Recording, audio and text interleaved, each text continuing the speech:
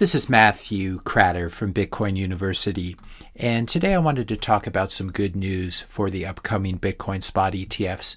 We just learned yesterday that Grayscale has won its lawsuit against the SEC over whether it was going to be allowed to convert GBTC, which is its closed-end fund, essentially to a Bitcoin spot ETF. This is the Grayscale Bitcoin Trust, GBTC. And what happened is the District of Columbia Court of Appeals has sided with Grayscale in its lawsuit against the SEC. So the SEC had denied Grayscale's request to convert its GBTC Trust product into an ETF. Grayscale took the SEC to court, and now that court has ruled that the SEC has been behaving capriciously by denying Grayscale its ability to convert while allowing other ETFs like the Bitcoin futures-based ETFs, which are already out and trading, to be approved. What comes next is the SEC has 45 days to appeal, with the possibility of the case being heard by a larger group of judges. There's a lot of misinformation on Twitter in the last 24 hours about this.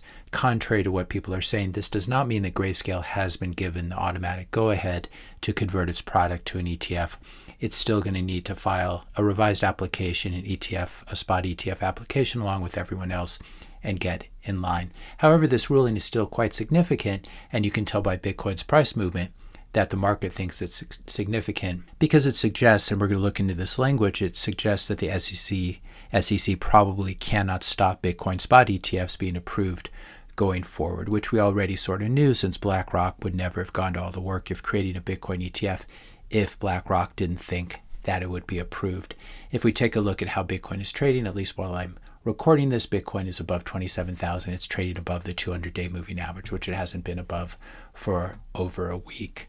I'm going to link to this ruling from the United States Court of Appeals in the description notes below, and we're going to talk about a key passage in it. But before I do that, if you're finding this video helpful so far, please help to support the channel by hitting that subscribe button. That's the most important thing.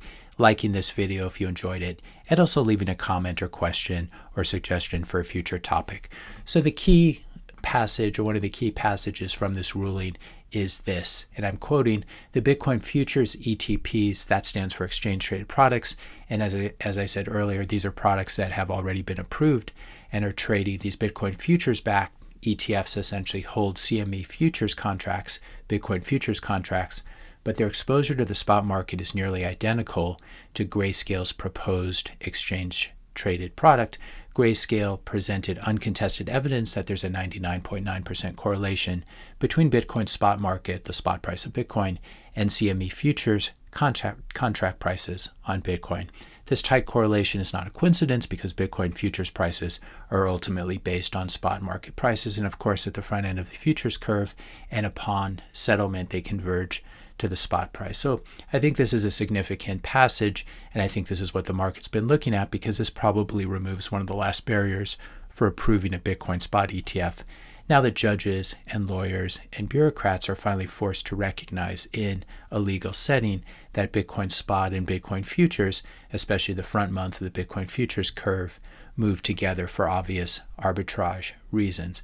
And so if the SEC has already approved a Bitcoin futures ETF, it's going to be very difficult for them to argue going forward that there's no good reason not to approve a Bitcoin spot ETF. There's still a small chance, of course, that the SEC digs up another lame excuse to deny any given Bitcoin spot ETF. But this is yet another sign, as I've been saying on this channel, that there's a very, very high likelihood of BlackRock's ETF, spot Bitcoin ETF application being approved. Now, since 2021, GBTC has been trading at a discount to the value of the underlying Bitcoin held by the trust.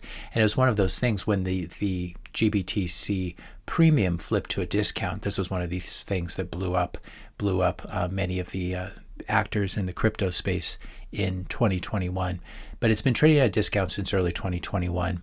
And that discount still exists because there's no way to buy GBTC and redeem the shares for real BTC. In other words, do this sort of arbitrage that arbitrageurs would do. Still, following this court ruling, the discount to NAV fell significantly. So back at the end of last year, GBTC was trading at close to a 50% discount to its underlying assets. Now, yesterday, or before this ruling, it was trading at about a 25% discount to the NAV the net asset value, and it's now fallen to a 17% discount. So it hasn't all the way gone back to parity or par or whatever you want to call it, where it trades exactly at the same level as the underlying Bitcoin, but it's moving in that direction. I'll also link to this chart. This hasn't been updated yet. This shows it's still trading at a 25% discount, but this is another way of looking at it. The premium is when it trades above the line, and the discount is when it trades below the line here. Now, it's important to note here that Grayscale is not very motivated to convert to a spot ETF until market pressures and competition forces it to do so, since that conversion will mean that they're going to need to lower their outrageous 2% annual management fee to something more reasonable like ETFs have. And I imagine the BlackRock ETF will charge something like 40, 50, 60, 70 basis points, something like that, probably about a half a percentage point in its ETF if approved. Now, in spite of this ruling, Barry Silbert's Empire DCG digital currency group is still crumbling, and Barry is still going to have to spend a lot of years in court. The other bad thing for Barry is that a BlackRock Bitcoin spot ETF and other products like it will massively steal market share from Barry's only cash cow, which is GBTC. There's about to be a lot more competition in town. It's also important to note here that Barry Silbert has a long history of being on the wrong side of almost every Bitcoin debate. He's been very hostile and on the wrong side, including the block size wars, and he actually owes the majority of his wealth to charging these usurious management fees on GBTC. So this is, I think, the overall context here. Barry got really greedy. He had this cash cow. He wasn't satisfied. He used a lot of leveraged, and he also created a lot of shitcoin products as well, and he ended up getting wrecked. But it's okay, because here's the real thing. Barry needs Bitcoin a lot more than Bitcoin needs Barry. In fact, Bitcoin doesn't need Barry at all. And that's a good thing, because it might even turn out that Barry has committed fraud. He's being sued by Gemini, trying to get some of the money back from the DCG subsidiary Genesis, which still owes Gemini holders approximately, I think it's $900 million or something like that. And so he's still going to spend a lot of time in court. If you enjoyed this video, be sure to hit that subscribe and like button. Hit the notification bell if you want to be notified when I publish my next video. And let me know your questions and comments in the comment section below. Thanks a lot for watching, and I'll see you in the next video.